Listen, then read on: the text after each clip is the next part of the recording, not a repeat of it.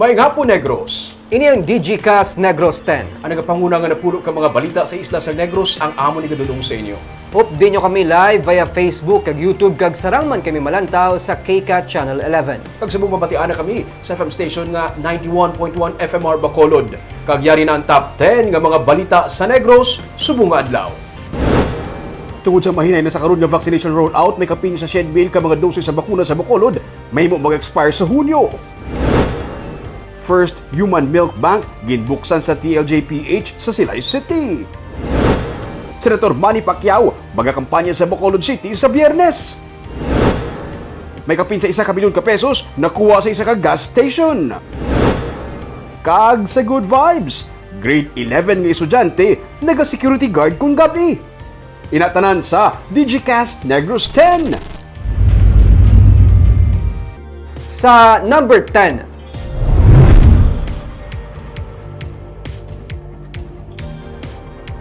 nahaunang Human Milk Bank sa Isla Sang Negros ang ginbuksan sa Teresita Lopez Halandoni Provincial Hospital sa siyudad sang Silay. Ang Human Milk Bank nga nagatuyo magbulig sa mga lapsag nga labing nagakinahanglan sang gatas ang proyekto sang Rotary Club Metro Bacolod kaupod ang probinsya sang Negros Occidental. Suno kay Dr. Mary Ann Maestral, ang Chief of Hospital sang TLJPH, may mga iloy nga nagaproduce sang madamo nga gatas kag sarang ini makabulig sa mga iloy nga ginakulang sa gatas para sa ilang nga lapsag. May mga napulo man katuig nga sila ang naglabi para maangkon ang milk bank. Patag ni Dr. Jean Alojado, ang head sang Pediatrics Department sang TLJPH, ginahaylo nila ang mga pasyente nga madamo sang gatas nga mag-donate. Ang proseso suno sa iya, among iga-pasteurize ang breast milk. Ang gatas nga napaidalom sa proseso ang pwede nga maglawig sa ilang freezer tubtob sa isa ka tuig. Labing ginakinahanglan sang breast milk ang mga premature babies, ang mga lapsag nga may masakit, ang iloy kasubong sang breast cancer, kag yadtong mga lapsag nga ang iloy nagtaliwan. Pwede nga ma-avail sang libre ini sa mga indigent. Dako ang bulig sang milk bank suno sa TLJPH. May mga iloy nga sa iban pang lugar nagakuha sang gatas para sa ilang nga lapsag. Tuman ang sustansya kag nutrition sang breast milk. Diri mismo nagabuligay sila mo may mga nanay nga wala gatas, ang mga nanay na damo gatas nagapadidi sa mga babies nila. So makabulig din na kung ma-bank naton ang mga milk, and then ang maka-benefit gid sini todo gid isa mga premature namon na pasyente na kung breast milk ang mahatag, mas dako ang tsansa sang bata masalbar. Kay once na pasteurize siya, it's very safe. Makastay na siya maski tuig sa deep freeze. So, amo na siya nga anytime na kinanglan nila, i-thaw na namon or tunawon, and then amo nag-ipahatag sa mga baby. And it's a very safe na siya, at least kung may mga masakit mapatay siya sa process nga pasteurization, makon ara sa may mga bakterya nga makita sa mga.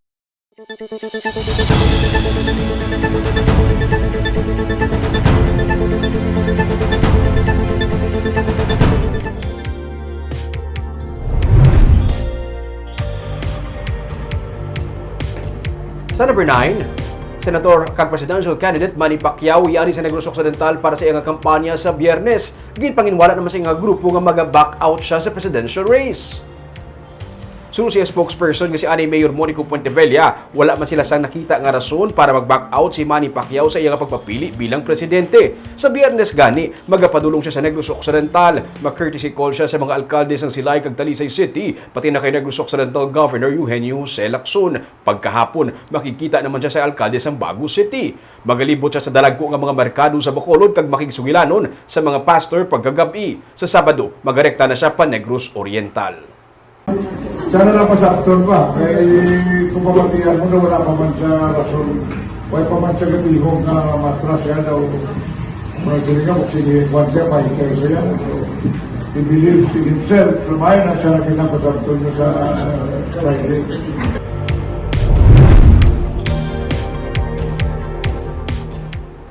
Sa number 8, pagnubo sang presyo sang manok, baboy kag cara beef sandig sa weekly monitoring report sang Provincial Veterinary Office ang tuga sang estable nga supply. Sa March 28 nga report ni Dr. Dinante Dicena kay Governor Eugenio Jose Lacson, may gamay nga pagnubo sa average nga kilo sang cara beef, 52 centavos. Sa baboy naman, 69 centavos kag sa chavon o kung sa karne sang kanding, 9 pesos kag 95 sentimos. 2 pesos kag 17 centavos naman ang average nga pagnubo sa presyo sang dressed chicken. Suno kay Dr. Dicena, ining tugas ang nagkakaigo nga supply sang poultry kag meat products sa mga local slaughterhouse. Pero padayon ang pagsaka sa presyo sang baka. 2 pesos kag 79 centavos ang average nga saka, sandig sa amuman nga monitoring report. Sa number 7,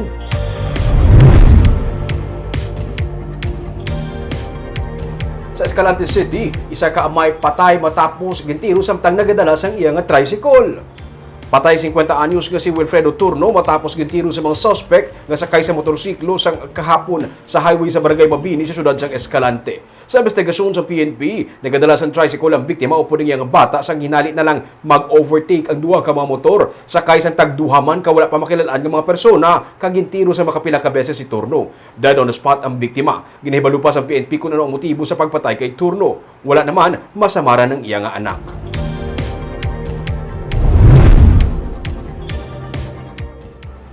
Sa number 6, tricycle driver patay, pasahero pilason sang mabungguan sang pickup. Patay ang driver sang tricycle nga si Richard Liandres samtang pilason ang iya sini pasahero nga si Leonidas Albano matapos mabungguan sang pickup sa CL Ledesma National Highway sa Barangay Rizal sa San Carlos City. Sa investigasyon sang PNP, nag-overtake ang pickup sa iya sini ginasundan nga salakyan kag nagsaylo sa piyak nga lane kung sa diin iya nabungguan ang nagasugata nga tricycle. Napatay sa ospital si Liandres samtang padayon naman niya ginabulong ang pasahero.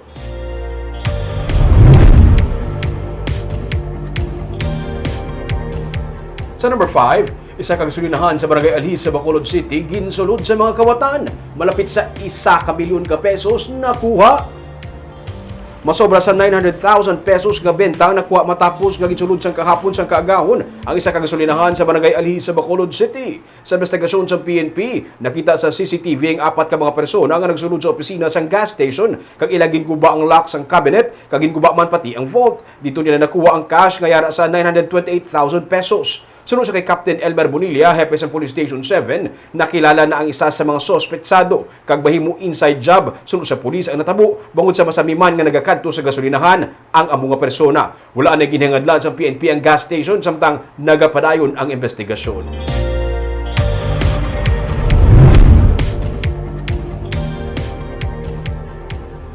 Sa number 4, magapabilin bilang opisyales ng Emergency Operations Center ang duwa sa mga kandidato sa Grupo Progreso sa pagkakonsehal. Bisan pa nagsugod na ang lokal nga kampanya, magapabilin gihapon Sanday Ang bilang Executive Director sa Bacolod Emergency Operations Center kag Dr. Chris Sorongon nga Deputy for Medical Data and Analysis ng AOC.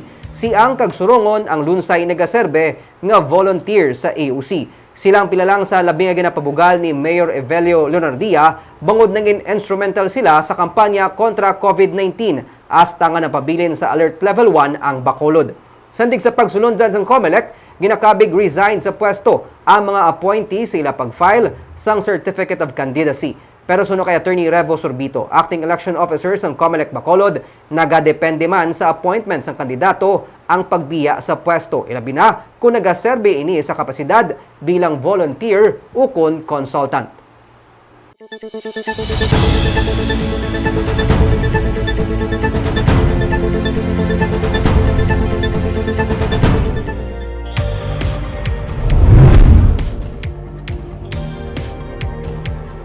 Sa number 3, Bacolod Mayoralty candidate Albi Benitez luyag nga mga bakunado ang magatambong sa mga political rally. Ini sa tunga sa pagdaguso sa mga supporters sa mga rally. Sunod sa kay Benitez, hindi lamang ang paggamit sa face mask ang ginaduso kundi ginahaylo Manila ang magatambong sa rally nga dapat nakabakuna. Umalin sa national padulong sa local campaign na putikan na ang hindi pagsunod sa pila ka mga campaign guidelines sa tunga sa COVID situation. Ginsiling na sa COMELEC Bacolod nga wala nasunod sang duha ka mga partido ang physical distancing sa ilang mga grand rallies ang Sabado. Samtang pagadanon naman ni Benitez ang comprehensive health program sa Bacolod City. Kung sa Negros Occidental, ini ginatawagan no chip ukon ang Negros Occidental Comprehensive Health Program. Pagkatawag naman ini nga back chip sa Bacolod ukon ang Bacolod Comprehensive Health Program suno sa kay Benitez. Suno sa mayoral candidate, nakita niya nga dako nga bulig ukon nangin madinalag-on ang among healthcare program labi na sa mga pigado. Rason nga iya ini nga gaduso para sa Bacolod City. Ang programa sa ikaayong lawas ang suno sa kay Benitez ang isa sa labing importante kag kinahanglanon sa mga pumuluyo. Pwede nga magamit ang no chip sa pribado o government hospital. Sa idalom sang lahi, patag ni Benitez, 10% sa ilang bed capacity ang mapain para sa no balance billing. A program for health is one of the most crucial and needed programs in any LGU. So we intend to bring no-chip to Bacolod. Ang no-chip, we've discussed this with owners of the private hospitals. Okay. So the private hospitals will recognize this health card.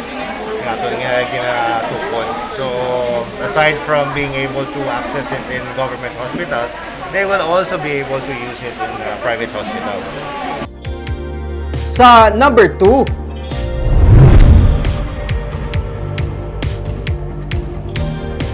registration sa mga nagtaliwa na ang hindi na mapamintahaan pa sa natalana nga automated May election suno sa COMELEC. Sang Marso 21 tubtob 24 na certify na sang COMELEC Bacolod ang listahan sa mga registered voters sa syudad. Gani suno kay Attorney Revo Sorbito, acting election officer sang COMELEC Bacolod, hindi na dapat kabalakan pa ang posibilidad nga pamintahaan ang registration sa mga nakakasalistahan, ilabi ng mga deactivated kag ang mga nagtaliwa na. Ginsiling ni Sorbito nga ila naman nakakasalistahan sang registered voters pati ang mga double o multiple registrants. Ini pinaagi sa ginpatuman nga Election Registration Board hearing. May masobra 327,000 ang registered voters sa Bacolod. May pagsaka ini sa 4.66%. Kung ikumparar sa kapin 312,000 nga registered voters sang 2019. Kagagapan na naman na sa ato ng listing ang register, no? Kung sinong mga list ng mga patay every month, for example, no? So, nakuha na sila. So, there's no concern nga may madugang pa na sa atong lista or may mga patay mo sa boto, for example, yung sila. Kag sa numero 1 sa mga balita, subong nga adlaw.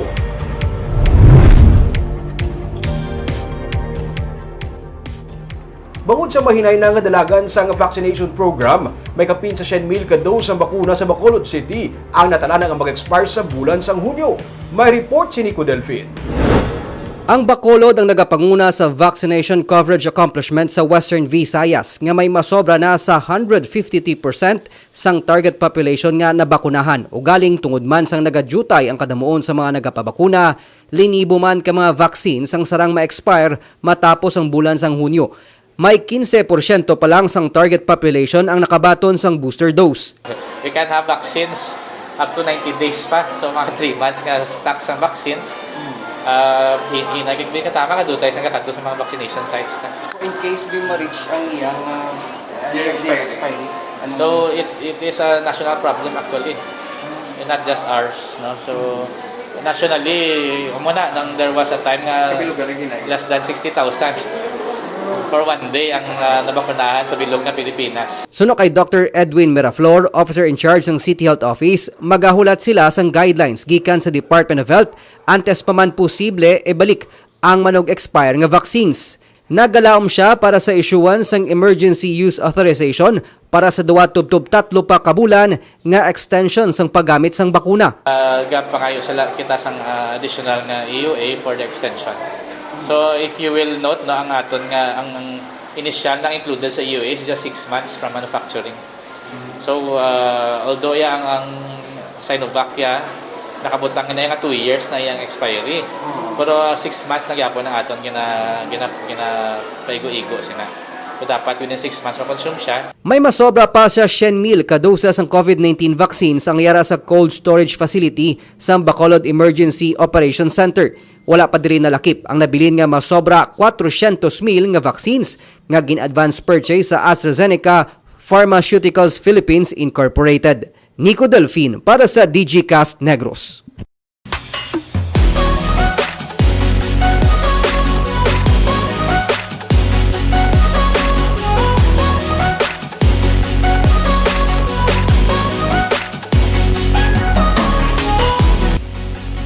Sa Good Vibes, isa ka grade 11 nga senior high student nagahimakas para makatapos sa pag-eskwela.